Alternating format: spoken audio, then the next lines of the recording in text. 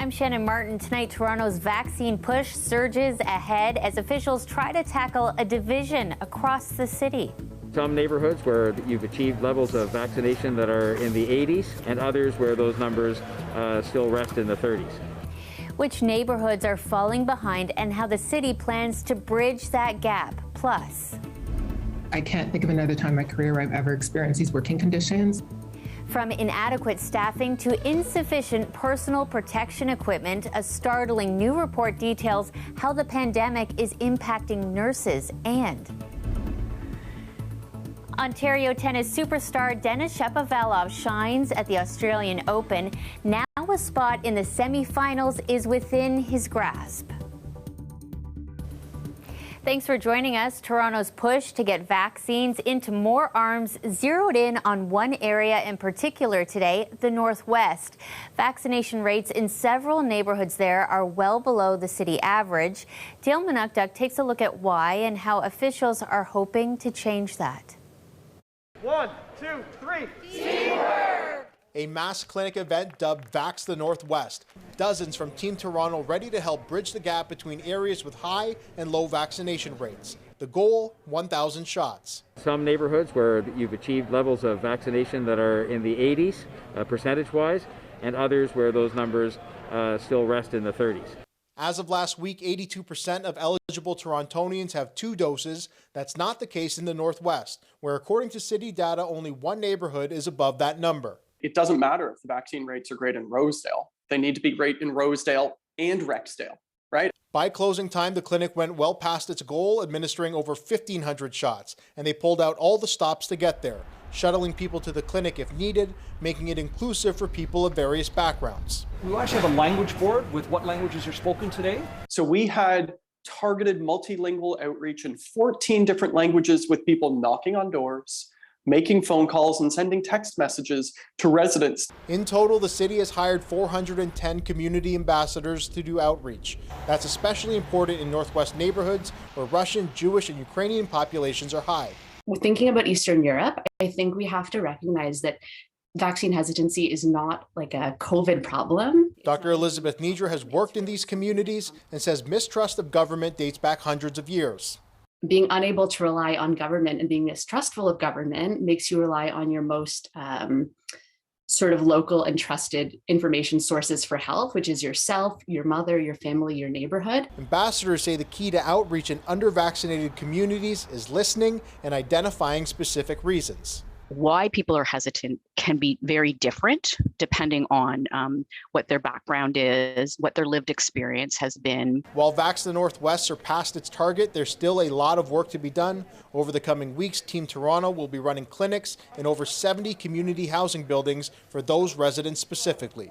Dale Manukduk, CBC News, Toronto.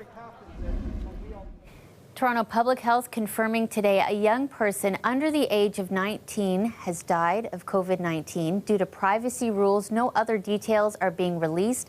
Public Health is urging anyone who hasn't been vaccinated yet to do so.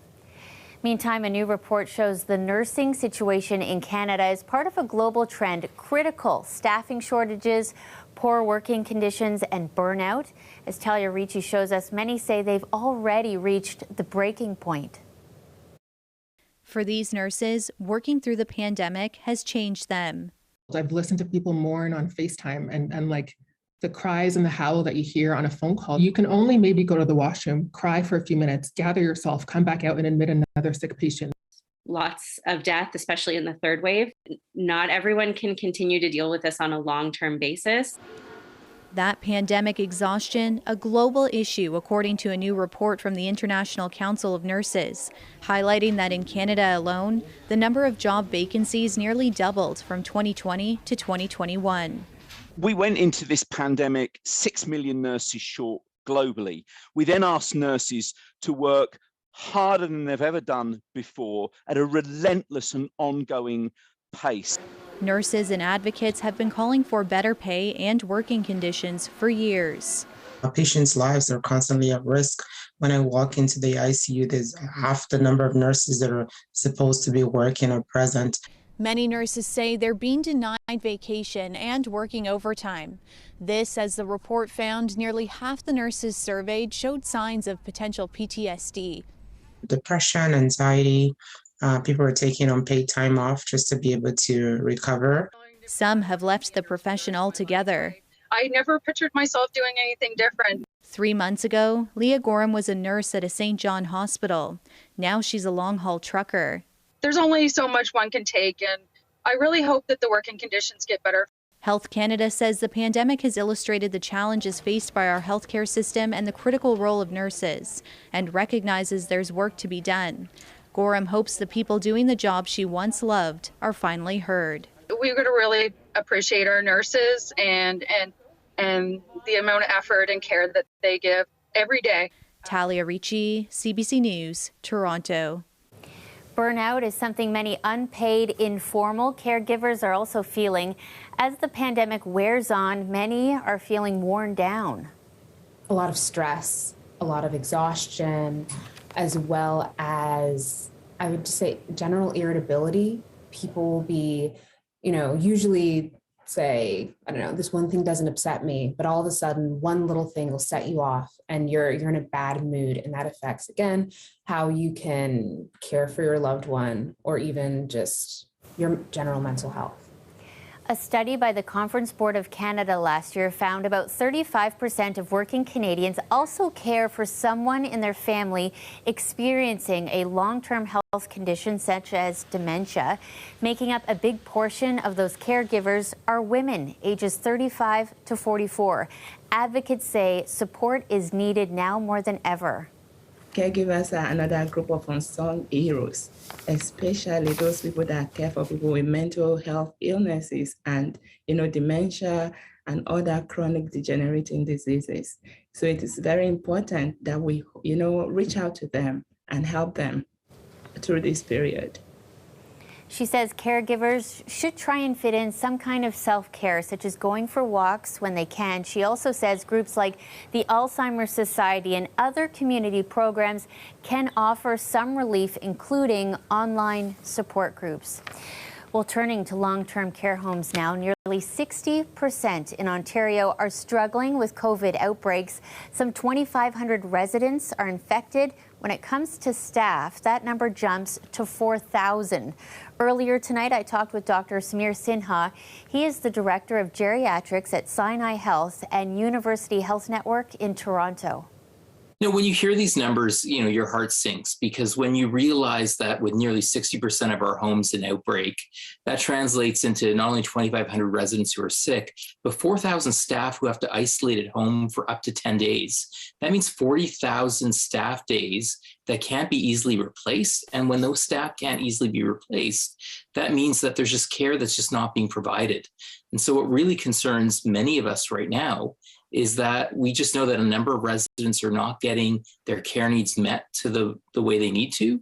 And certainly while we've seen vaccinations really stem the level of death that we've seen before, and that's great, we know that a number of residents are not being fed or hydrated to the standard that needs to occur, and that even people are going without bathing and getting dressed properly. It's just a really awful time to be a resident in a long-term care home. And the best thing we can do right now is just try to see where we can fill in staffing gaps. And I don't know if we've actually done all we can on that front by, for example, getting the Canadian Red Cross involved, where they volunteered and are willing and standing by to help out, or even the military. Because right now, I think, too many homes are struggling with enormous staffing crises. And we know that residents, at the end of the day, many who are living with dementia cannot advocate for themselves or suffering in silence. And this is just something that's absolutely gut-wrenching for families who just feel torn and they just don't know what they can do. Well, all of this comes as a draft on new national long-term care standards are set to be released this week. Dr. Sinha says 18,000 people have contributed to those standards. They're hoping to get thousands more to comment on what they've come up with so far. Well, in other news, Richmond Hill is looking to elect a new mayor tomorrow. The city has been without one since Dave Barrow stepped down after a medical leave last September. 9 candidates are on the ballot. The city chose to hold by-election now because the next municipal election isn't until October. There was early in-person voting this weekend. Residents could also cast a ballot online.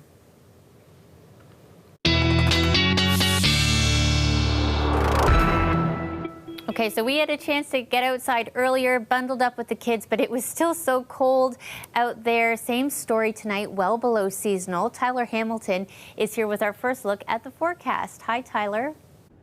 That's right. We're watching cold overnight temperatures right through pre-dawn Monday, falling to that bitterly cold minus 20 degrees Celsius range through the greater Toronto area. And throughout the day on Monday, we're going to be closely watching bursts of snow through the greater Toronto area and the traditional snow belts along Lake Huron, Lake Erie.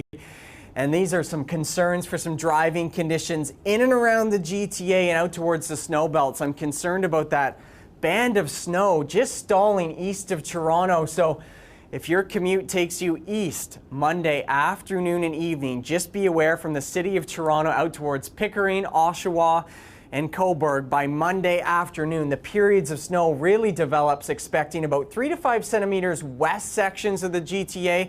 And as a worst case scenario into Pickering and Oshawa, we could be dealing with snowfall amounts in excess of 10 centimeters of snow before eventually that bitterly cold air mass comes in from the north and west and dries the atmosphere out. There it is one more time. That band of snow along the 401 may be quite problematic. More lake effect Tuesday evening and overnight, and then bitterly cold temperatures return once again.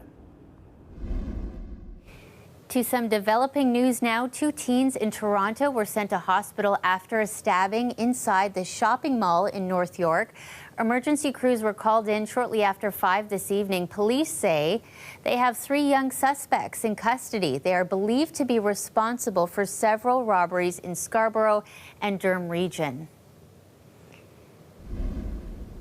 And to Brampton now, where another house fire broke out early this morning, just a few doors down from that deadly fire on Thursday that killed 3 boys.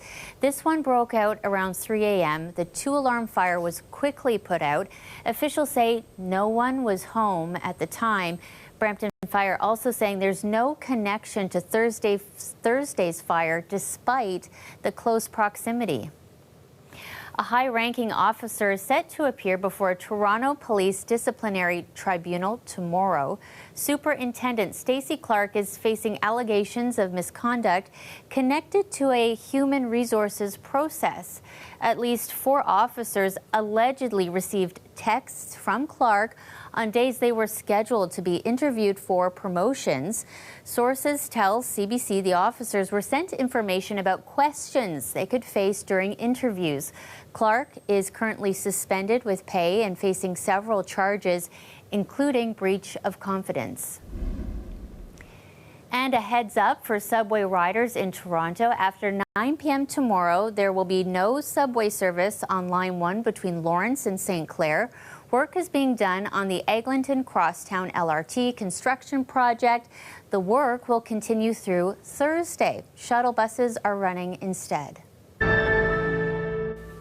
Welcome back. Racism in hockey. That conversation once again reignited after allegations of a racist incident on the ice in the East Coast Minor League. Karen Pauls walks us through the details of what happened, some of it captured on cell phone video. It happened during Saturday's game between the South Carolina Stingrays and the Jacksonville Icemen. Video shows officials skating away with Jordan Subban after a fight in the corner. It's hard to see, but fellow Canadian Jacob Panetta, number 15 in the white jersey, makes a gesture towards Subban, appearing to mimic a monkey. Seeing another incident and another incident, it's truly heartbreaking. We're also going to do some turning today. Mozine Hasham heads a nonprofit called Hockey for Youth. We got to get rid of the idea that this person who is black or maybe is Muslim or indigenous doesn't belong inside of an arena. There was immediate reaction on social media, including a tweet from Subban's brother, New Jersey defenseman PK, who wrote, in part, "They don't call the East Coast League the jungle because my brother and the other black players are monkeys." In a video statement on Instagram, Panetta says he was not making a racist gesture. When the linesman was between us, I said to him, "You're only tough once the refs get involved." And I did a tough guy bodybuilder-like gesture towards him. The East Coast Hockey League has suspended Panetta indefinitely pending a hearing, and now the team has released Panetta effective immediately. A rare move. Just on Friday, the American Hockey League suspended Christoph Rabic for 30 games for a racist taunt on the ice, but he's still on San Jose's roster. Anson Carter is a co-chair of the NHL's Player Inclusion Committee. He called the ECHL commissioner to deliver this message. The player should be banned for the rest of the season, and then he doesn't earn or regain that privilege of playing professional hockey again until he goes through the educational and training programs that we're going to put in place. Panetta has apologized for the pain and suffering he has caused and agrees that racism and discrimination have no place in hockey. Karen Pauls, CBC News, Toronto.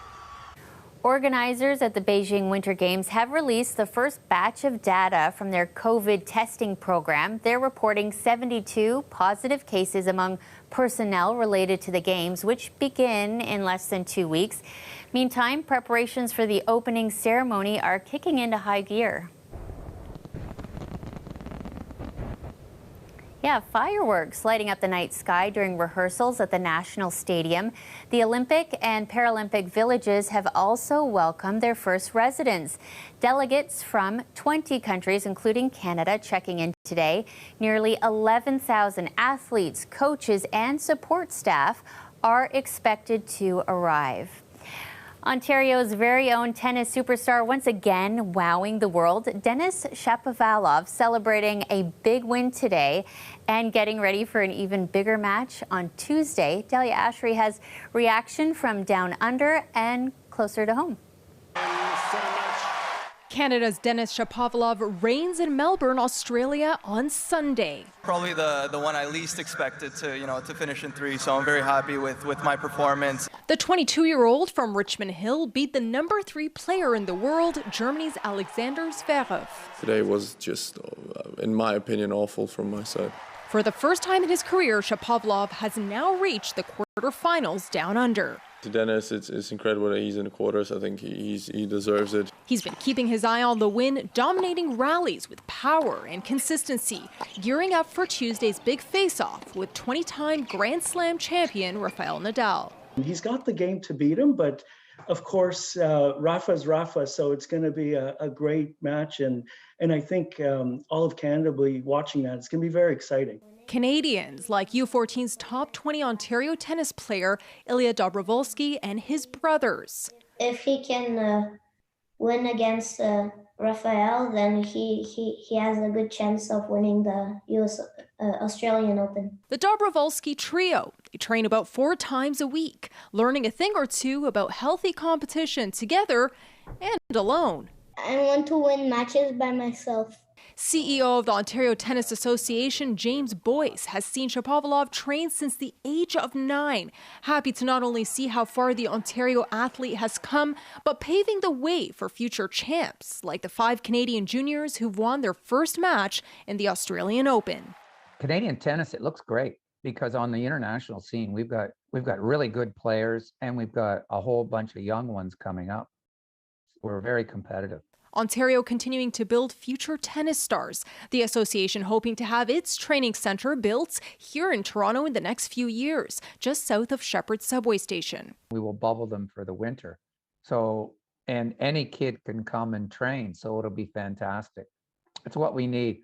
A few tips for Shapovalov before heading into his next match. When he's focused, he's having a bigger chance of winning than when he's distracted and angry. Watch your back, Shapovalov. You might have a competitive trio coming your way. I have a good chance of being like them or maybe even better. Dahlia Ashry, CBC News, Toronto. The Tilbury Times is getting a second chance. The small local newspaper from Tilbury, Ontario, is being revived after a journalist heard about the hole it left in the small community. We spoke with Mohsen Abbas, the new publisher, about why he decided to save it. I grew up on a farm in Pakistan, and after coming to Canada, I worked in rural areas, especially in Saskatchewan. So I know how important it is. Together, the people connect the schools, churches, community groups. But one thing keep them connected and together, and those are the local newspapers. The newspaper was halting circulation after, get this, 136 years of publishing to the community of about 4,800 people.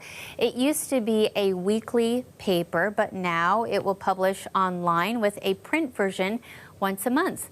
The website is already up and stories are now trickling in.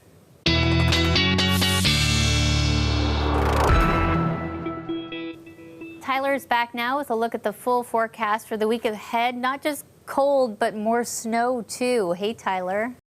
Your long-range details in just a moment. I want to reinforce this could be a problematic commute Monday afternoon and evening along the 401, particularly east of Toronto. So just keep that in mind. We may be locally looking at 5 to 10 centimeters of snowfall, but by the time that system moves out, there's a full-fledged Arctic air mass in place that'll once again trigger lake effect snow up towards Collingwood and Blue Mountain Tuesday overnight and extending as far inland as about the city of London. Now that dissipates into Wednesday before another upper level disturbance begins to cut across southern Ontario by Thursday evening. Locally, a few centimeters of snow, a little bit more in those favorable snow belt regions, and then we're calm. A near miss, we'll call this, as a big system impacts Atlantic Canada this upcoming weekend. And this is our coldest night of the week. Tuesday overnight, Wednesday morning, well into the minus 20s, even minus 30s up towards Cottage Country and Muskoka. If you find yourself skiing at Blue Mountain, Wednesday you really want to bundle up. Highs minus 18, feeling like minus 23. By far, Wednesday is the coldest day of the entire week. We're still several degrees below freezing mark, below the freezing mark and below seasonal to finish off January. Signs right now for a little bit of a warming trend into February as the polar vortex shifts into the west. That's our show for tonight. Thank you so much for watching.